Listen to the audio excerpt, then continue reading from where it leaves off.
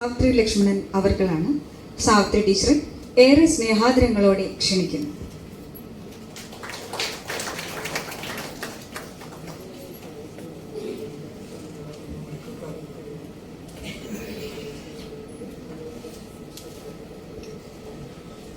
പ്രിയപ്പെട്ടവരെ, നമ്മുടെ പ്ലാവച്ചൻ പറഞ്ഞത് ശരിയാണ്.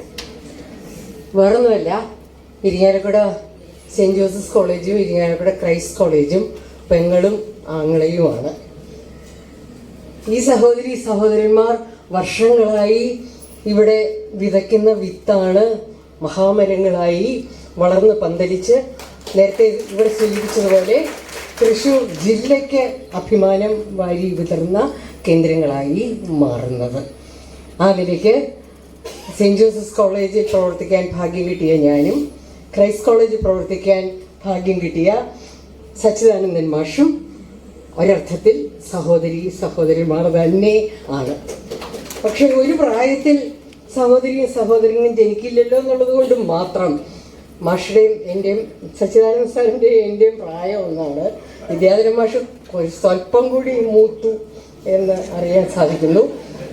എങ്കിലും ഈ ഒരേ കാലഘട്ടത്തിൽ ജീവിച്ചവർക്ക് പരസ്പരം പങ്കുവയ്ക്കാൻ പലതും ഉണ്ടാകും എന്നുള്ളതിൻ്റെ സൂചനകളാണ് ഇവിടെ കണ്ടത്.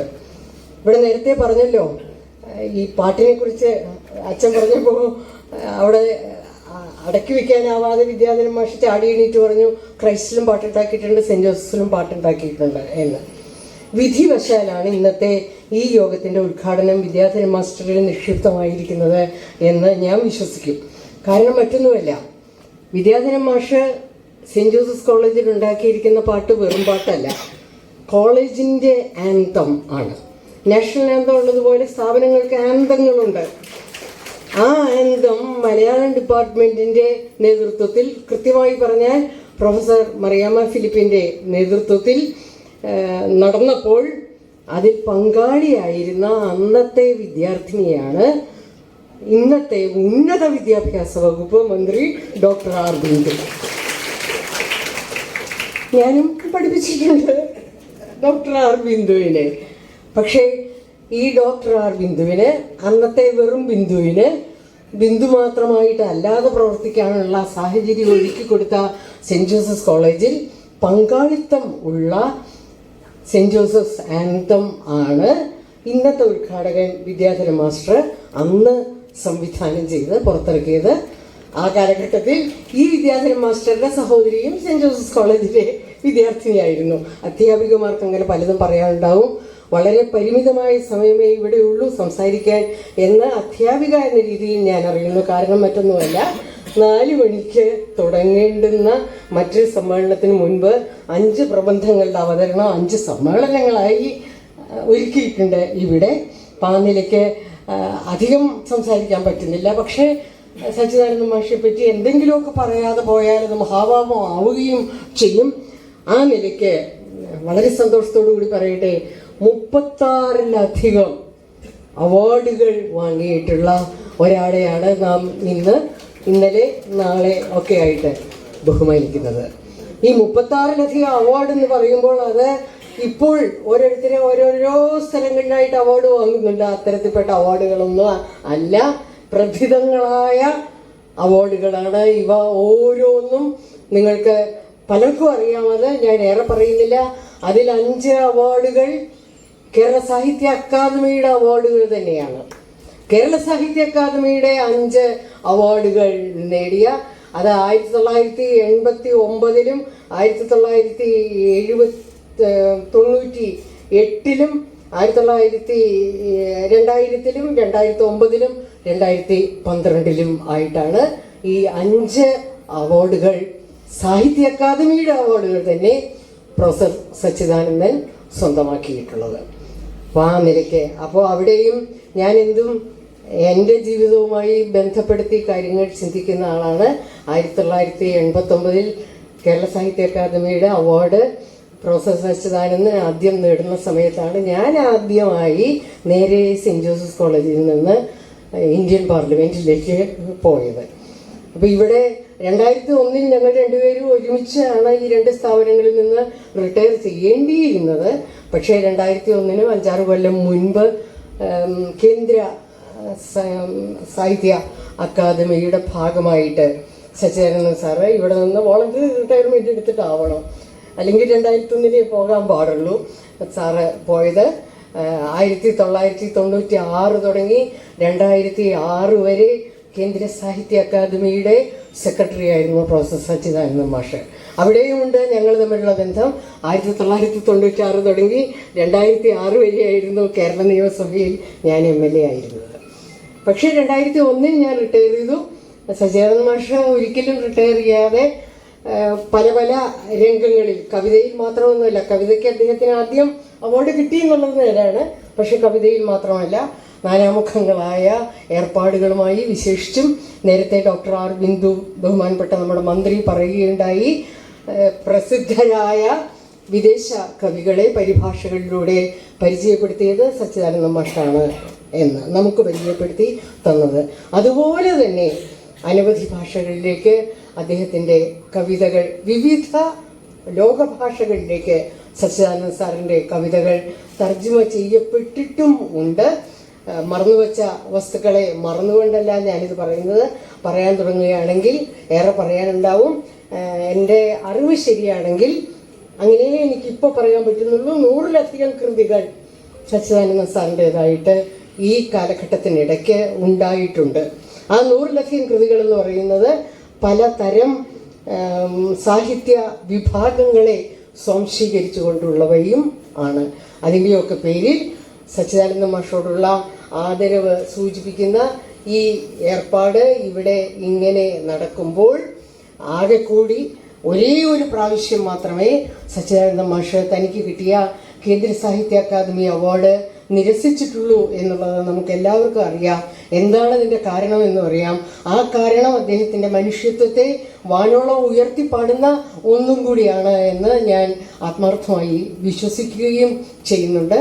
ആ മാഷെ ബഹുമാനിക്കുന്ന ഈ യോഗത്തിൽ വെച്ച് വ്യക്തിഗതങ്ങളായ അനവധി അസൗകര്യങ്ങൾ എൻ്റെ മേൽ ഇങ്ങനെ കരാളദംഷ്ട്രങ്ങൾ ഇളിച്ചു കാണിച്ച് പരിഹസിച്ചുകൊണ്ടേയിരുന്നു എന്നുണ്ടെങ്കിലും ഈ ഒരു യോഗത്തിലെങ്കിലും തീർച്ചയായും എത്തണമെന്നുള്ള എൻ്റെയും എൻ്റെ ഭർത്താവിൻ്റെയും ആത്മാർത്ഥമായ ആഗ്രഹം കൊണ്ടാണ് എനിക്ക് ഇന്ന് ഈ സമയത്ത് ഇവിടെ എത്തിച്ചേരാൻ പറ്റിയത് എന്ന വിനയപൂർവ്വം നിങ്ങളെ അറിയിച്ചുകൊണ്ട്, ഇങ്ങനെയൊക്കെ പറഞ്ഞാൽ പോരാ, കവി സച്ചിദാനന്ദനെ കുറിച്ച്, അദ്ദേഹത്തിൻ്റെ കൃതികളെക്കുറിച്ച് എന്ന ശക്തമായ ധാരണയോടുകൂടിയാണെങ്കിലും ഞാൻ നിർത്തുന്നു. അതിനെന്നെ സഹായിക്കുന്നത് 4 മണിക്ക് തുടങ്ങേണ്ടുന്ന ഒരു യോഗത്തിന് മുമ്പ് 5 പ്രബന്ധങ്ങൾ അവതരിപ്പിക്കപ്പെടുന്ന യോഗങ്ങളുണ്ടെന്നുള്ളത് തന്നെയാണ്. എല്ലാവർക്കും നന്ദി, നമസ്കാരം. സച്ചിദാനന്ദ മാഷ് ഇനി ഏറെക്കാലം നമുക്ക് താങ്ങുന്ന തനുമായി അനവധി കൃതികളുടെ ഉപജ്ഞാതാവായി നമ്മോടൊപ്പം ഉണ്ടാവട്ടെ എന്ന് ഈശ്വരനോട് പ്രാർത്ഥിച്ചുകൊണ്ട് ഞാൻ നിർത്തുന്നു. ഒരിക്കൽ കൂടി നന്ദി, നമസ്കാരം. സംസാരിക്കുന്നതിനായി ശ്രീമതി ഷീബ അമീറിനെ സ്നേഹാദരങ്ങളോടെ ക്ഷണിക്കുന്നു.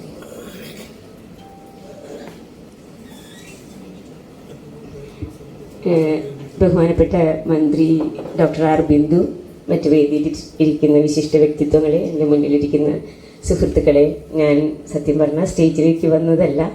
രാവുണ്ണി എന്നെ സ്നേഹത്തോടു കൂടി ഇങ്ങോട്ട് വിളിച്ചപ്പോൾ ഞാൻ കയറിയിരുന്നു എന്ന് മാത്രം. സച്ചിയേട്ടൻ്റെ പ്രോഗ്രാമിൽ നാളെ എൻ്റെ പേരുണ്ട്. പക്ഷേ നാളെ എനിക്ക് ഒരു കാരണവശാലും വരാൻ പറ്റില്ല. അതുകൊണ്ട് ഞാൻ ഇന്ന് നിർബന്ധമായിട്ടും ഇവിടെ വന്നത്. സച്ചിയേട്ടൻ്റെ പരിപാടിക്ക് വരാതിരിക്കാൻ പറ്റില്ല എനിക്ക്. കാരണം അത്രയധികം ബന്ധമുണ്ട് സച്ചിയേട്ടനുമായിട്ട്. ഇപ്പം സച്ചിയേട്ടൻ്റെ അയൽവാസിയായിട്ട് ജീവിച്ചു എന്നോ അല്ലെങ്കിൽ ബന്ധുവായിട്ട് ജനിച്ചു എന്നൊന്നും അല്ലാതെ തന്നെ ഒരു വളരെ ചെറുപ്പത്തിൽ ഞാൻ സച്ചിയേട്ടനെ കാണുന്ന സമയത്ത് എനിക്ക് 6-7 വയസ്സ് പോലും ഉണ്ടാവില്ല എന്ന് എനിക്ക് തോന്നുന്നത്.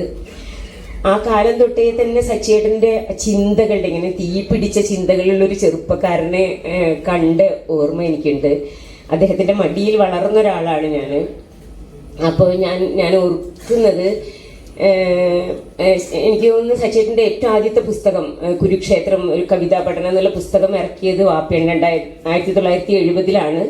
എൻ്റെ വാപ്പ PK റഹീമിൻ്റെ ബെസ്റ്റ് ബുക്സ് ജ്വാല, അതിലാണ് ആ പുസ്തകം ഇറങ്ങിയത്. അത് കഴിഞ്ഞിട്ടാണ് സച്ചിയേട്ടൻ്റെ കവിതാ പുസ്തകം തന്നെ 5 സൂര്യൻ എന്നുള്ളത് 1971 വന്നിട്ടുള്ളത്. അതിൻ്റെ ഇത് 1970 ഈ പുസ്തകം വന്നിട്ടുണ്ട്. അത് വളരെ ചർച്ച ചെയ്യപ്പെട്ട പുസ്തകമാണ്.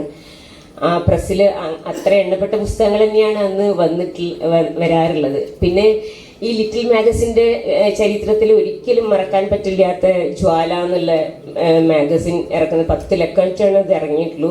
അത് വാപ്പയാണ് ഇറക്കിയത്. അപ്പം അതിന് സച്ചേട്ടനെ ക്ഷണിച്ചുകൊണ്ട്, അന്ന് മഹാരാജാസിൽ പഠിക്കുകയാണ് സച്ചേട്ടൻ എന്നാണ് എൻ്റെ ഓർമ്മ. വാപ്പ ഒരു കത്ത് എഴുതിയിട്ട് സച്ചേട്ടൻ അതിനൊരു മറുപടി എഴുതിയത് ഇപ്പോഴും എൻ്റെ കയ്യിൽ ഞാൻ നിധി പോലെ സൂക്ഷിച്ചിട്ടുണ്ട്. അത് ആ കത്തിലെ മറുപടി ഇപ്പം നമ്മുടെ ബിന്ദു മിനിസ്റ്റർ ബിന്ദു ഇപ്പം നമ്മളോട് അതിനെപ്പറ്റി പറഞ്ഞു. ഒരു വെറും കവി എന്നുള്ള നിലയിലല്ലാതെ ഒരു സാംസ്കാരിക നവോത്ഥാനത്തിന് എങ്ങനെ മുന്നിട്ടിറങ്ങിയ ഒരു പറ്റം ചെറുപ്പക്കാരിൽ ഏറ്റവും പ്രധാനിയായിട്ടുണ്ടായിരുന്ന ഒരാളാണ് സച്ചേട്ടൻ. അതുപോലെയാണ് ആ കത്തിലുള്ള വരികൾ. അത്ര എന്താ പറയുക, ഉജ്ജ്വലമായ വാക്കുകൾ കൊണ്ടാണ് ആ കത്ത് എഴുതിക്കുന്നത്. റഹീമ, ഞാൻ വരാം ഉറപ്പായിട്ടും, എനിക്ക് എഡിറ്റർ പദവിയൊന്നും വേണ്ട, എന്നിരുന്നാലും നമ്മുടെ കാലം ഇങ്ങനെയല്ലേ. അതായത് അക്കാലത്താണ് കേട്ടോ, 1970-കളിലൊക്കെ ആയിരിക്കും. ഈ ഉറഞ്ഞു പോയ വരണ്ട ഒരു സ്ഥലത്തിനെ ഒരു കലപ്പ കൊണ്ട് ഉഴുതുമറിക്കാൻ തീരുമാനിച്ചു വരുന്ന ഒരു കർഷകനെ പോലെയാണ് സച്ചേട്ടൻ്റെ മറുപടി. നമുക്ക് അങ്ങനെ ചെയ്യണ്ടേ, നമുക്ക് ഇങ്ങനെ ചെയ്യണ്ടേ, നമുക്ക് ലോക പുസ്തകങ്ങളെ പരിചയപ്പെടുത്തിക്കൊണ്ടുള്ള പതിപ്പുകൾ വേണ്ടേ, അങ്ങനെ കുറേ 100,000 ചോദ്യങ്ങൾ ചോദിച്ചിട്ടാണ് സച്ചേട്ടൻ ആ കത്തിന് മറുപടി എഴുതിയുള്ളത്. പിന്നെ നമ്മൾ ഇത്രയും കാലം സച്ചിദാനന്ദൻ എന്നുള്ള കവിയെ കാണുമ്പോൾ, അതിനുശേഷം ഇപ്പം നമ്മൾ എത്രയോ ആളുകൾ നമ്മുടെ ചുറ്റുമുള്ള കവികളും എഴുത്തുകാർ അവരിനെയൊക്കെ നമ്മൾ കാണുമ്പോൾ എത്ര ആളുകളുടെ നിലപാടുകൾ മാറിയെന്ന് നമുക്ക് വളരെ കൃത്യമായിട്ട് മനസ്സിലാവും. അതല്ലെങ്കിൽ എത്ര ആളുകൾ നിശബ്ദരായി എന്നുള്ളത് നമ്മൾ കണ്ടുകൊണ്ടിരിക്കുകയാണ്. അപ്പോൾ സച്ചേട്ടനെ സംബന്ധിച്ചിടത്തോളം ഞാൻ മനസ്സിലാക്കുന്നത്, നമ്മൾ അഭിമാനത്തോടു കൂടി ആലോചിക്കുന്നത്, നിർബന്ധമായിട്ട് ഞാൻ ഇന്നിവിടെ വരുമെന്ന് ഞാൻ തീരുമാനിക്കുന്നത് സച്ചേട്ടൻ്റെ നിലപാടുകൾ ഒരിക്കലും മാറിയിട്ടില്ല എന്നുള്ളതാണ്. സച്ചേട്ടൻ മാനവികതയിലൂന്നി, മനുഷ്യത്വത്തിലൂന്നി, മനുഷ്യന്റെ കൂടെ എല്ലാ വേർതിരിവുകൾക്കും അതീതമായി നിൽക്കുന്ന ഒരു മനുഷ്യനാണ്. അതുകൊണ്ട് തന്നെയാണ് സച്ചേട്ടനെ നമ്മളെല്ലാവരും ആദരിക്കാൻ അത്ര ആഗ്രഹിക്കുന്നതും തന്നെ. ഇപ്പോൾ ഞാനിപ്പോൾ ഈ പറഞ്ഞ് അവസാനിപ്പിക്കുമ്പോൾ എനിക്ക് നിങ്ങളോട് പറയാനുള്ളൊരു കാര്യം, ഒരു പക്ഷേ ഇത് എനിക്കായിരിക്കും പറയാൻ പറ്റുന്നത്. അതായത് എൻ്റെ 6-7 വയസ്സിൽ, അല്ലെങ്കിൽ ഏറി വന്നാൽ 8-9 വയസ്സിൽ കണ്ടു തുടങ്ങിയ സച്ചിദാനന്ദൻ എന്ന കവി, ആ ഒരു മനുഷ്യൻ ഒരിക്കലും മാറാതെ മനുഷ്യപക്ഷത്ത് നിൽക്കുന്നു എന്ന് ഉറപ്പിച്ച് പറയാൻ പറ്റുന്ന ഒരാളും കൂടിയാണ്. ഞാൻ അന്ന് കുട്ടിക്കാലത്ത് നമുക്ക് അറിവൊന്നുമില്ല, ഇവർ തമ്മിൽ സംസാരിക്കുന്ന ചർച്ചകൾ കേൾക്കാം. TR അങ്ങനത്തെ കുറേ മനുഷ്യരുണ്ട് അന്നത്തെ. TR എന്നുള്ള അറിയില്ലേ, TRനെ അതുമാതിരി വളരെ പ്രഗത്ഭരായിട്ടുള്ള ആൾക്കാർ. അന്നത്തെ സെർച്ചിലൈറ്റ് രവി എന്നാണ് ചിന്തരവിയെ ഞങ്ങളൊക്കെ വിളിക്കുന്നത്. അങ്ങനെ കുറേ മനുഷ്യർ, ഒരു പറ്റം മനുഷ്യരിരുന്ന് ചിന്തിക്കുകയും ചർച്ച ചെയ്യുകയും ഒക്കെ ചെയ്ത ഒരു കാലത്തുനിന്ന് ഇന്ന് വന്ന് എത്തി നിൽക്കുമ്പോഴും സച്ചേട്ടൻ മാറിയിട്ടില്ല എന്നുള്ളത് വളരെ സ്നേഹത്തോടു കൂടി പറയാൻ പറ്റും. അദ്ദേഹത്തിൻ്റെ മടിയിൽ വളർന്ന ഒരാളാണ് എന്ന് പറയുന്നതിൽ അഭിമാനത്തോടു കൂടി സച്ചേട്ടൻ എല്ലാ നന്മയും നേർന്നുകൊണ്ട് എൻ്റെ വാക്കുകൾ നിർത്തുന്നു. നന്ദി. എന്നെ ഇവിടെ സംസാരിക്കാൻ ക്ഷണിച്ചതിന് ഒരുപാട് നന്ദിയുണ്ട് രാവണിക്ക്. അല്ലെങ്കിൽ എനിക്കിത് നാളെ വന്ന് പറയാൻ സാധ്യത ഉണ്ടായിരുന്നില്ല. Okay, thank you. അവസാനമായി നന്ദി അറിയിക്കുന്നതിനായി ശ്രീ മുഹമ്മദ് അഷ്റഫിനെ സ്നേഹത്തോടെ ക്ഷണിക്കുന്നു.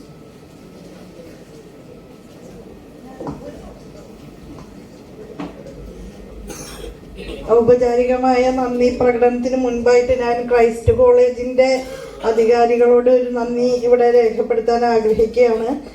ഈ പരിപാടിയുടെ മുഖ്യ സംഘാടകർ ഇരിങ്ങാലക്കുട പൗരാവലി ക്രൈസ്റ്റ് കോളേജ് കാവ്യശിക വാട്സപ്പ് കൂട്ടായ്മ എന്നാണ് നമ്മൾ വെച്ചിട്ടുള്ളത്. ഇരിങ്ങാലക്കുട പൗരാവലി എന്ന് പറയുമ്പോൾ അതൊരു ആബ്സ്ട്രാക്റ്റ് കാര്യമാണല്ലോ. കാവ്യശിക നമ്മുടെ രാവുണ്ണിയേട്ടൻ വിത്തിട്ട് നട്ട് നനച്ച് വളർത്തിയുണ്ടാക്കിയ വാട്സപ്പ് കൂട്ടായ്മയാണ്. ഞങ്ങളൊക്കെ അതിൽ അംഗങ്ങളാണ്. ക്രൈസ്റ്റ് കോളേജ് ഈ പരിപാടിക്ക് ചെയ്തു തന്ന എല്ലാ സഹായങ്ങളും പിന്തുണയും, ഒരു പക്ഷേ എനിക്ക് നാളെ അതിന് നന്ദി പറയാൻ അവസരം കിട്ടിയെന്ന് വരില്ല.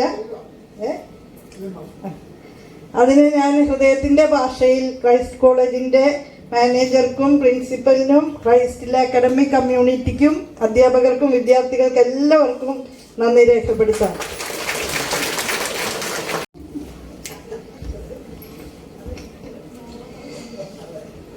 പ്രിയ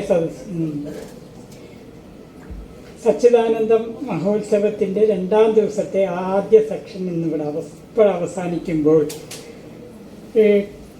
നമ്മുടെ ബഹുമാനിയായ ഉന്നത വിദ്യാഭ്യാസ മന്ത്രി ഇവിടെ പറയുകയുണ്ടായി. ആദ്യമായിട്ട് ഞങ്ങളുടെ ചെയർമാൻ കൂടിയാണ് ഈ സംഘാടക സമിതിയുടെ. അവർ തന്നെ ക്രൈസ്റ്റ് കോളേജിന് നന്ദി പറഞ്ഞതുകൊണ്ട് എനിക്ക് അതിൽ നിന്ന് ഒഴിവാകാൻ കഴിഞ്ഞു എന്നുള്ളതാണ് ആദ്യം പറയട്ടെ.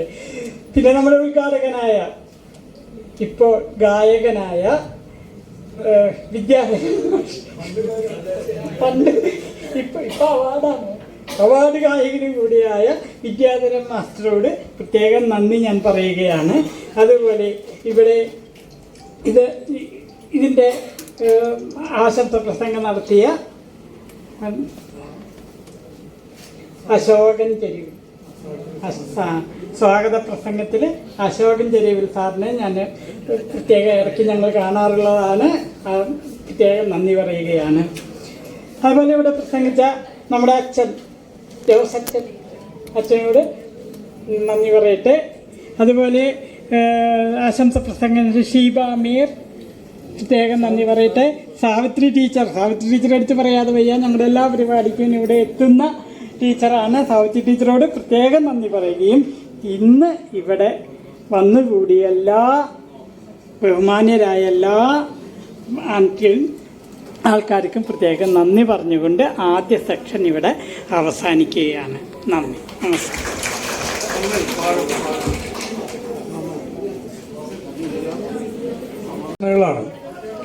സച്ചിദാനന്ദ മാസ്റ്റർ കവിതയെക്കുറിച്ചുള്ള പഠനങ്ങൾ. ആ പഠനങ്ങൾക്ക് വേണ്ടിയിട്ടാണ് ഈ 3 ദിവസത്തെ പരിപാടികൾ നമ്മൾ തയ്യാറാക്കിയിട്ടുള്ളത്.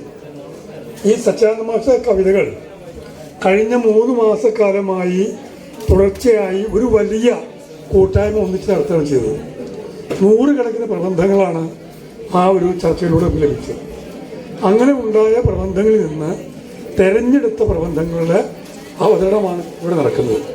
അപ്പോൾ തീർച്ചയായിട്ടും ഈ കാവ്യോത്സവത്തിൻ്റെ ഏറ്റവും പ്രധാനപ്പെട്ട സെഷൻ എന്ന നിലയിൽ എല്ലാവരും ശ്രദ്ധയോടുകൂടി ഈ പ്രബന്ധങ്ങൾ കേൾക്കണമെന്നും സച്ചിദാനന്ദ മാസ്റ്ററെക്കുറിച്ചുള്ള പുതിയ തലമുറയുടെ വിലയിരുത്തലുകൾ മനസ്സിലാക്കണമെന്നും സ്നേഹപൂർവ്വം അഭ്യർത്ഥിച്ചുകൊള്ളു.